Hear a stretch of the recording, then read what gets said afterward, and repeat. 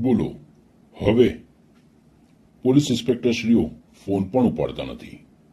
જનશક્તિ માનવ અધિકાર સંસ્થામાં એક અરજદારની ફરિયાદ હતી। ફ્રોડ છેતરપિંડીની વિદેશ મોકલવાની લાલચમાં એમની સાથે ફ્રોડ છેતરપિંડી થયું હતું, જેની ફરિયાદ કાલુપુર પોલીસ સ્ટેશનમાં આપેલી હતી। નજીકની ચોકી દ્વારા એફઆઈઆર ન નોંધાતા પીઆઈસીને મળવા માટે વારંવાર ધક્કા ખાવા પડતા હતા। કાયદાથી પરિચિત ન હોવાને લીધે તેઓ દ્વારા અરજદાર દ્વારા સંસ્થાનો સંપર્ક કરવામાં આવેલ। ત્યારબાદ સંસ્થા દ્વારા પીઆઈસીને વારંવાર ફોન કર્યા છતાં ફોન ઉપાડતા નથી કે ફોનનો ત્યારબાદ જવાબ પણ વળતો જવાબ પણ આપતા નથી। લાગ્યું કે સાહેબ કદાચ કામમાં હશે, મિટિંગમાં હશે, બંદોબસ્તમાં હશે, કોર્ટમાં હશે, તેમની કામગીરી વધારે હોય, જેથી અમે વોટ્સઅપના માધ્યમથી મેસેજ પણ કર્યો, પરંતુ મેસેજનો પણ 5-6 દિવસ થઈ ગયા હોય, કોઈ પણ જવાબ નથી આપવામાં આવ્યો।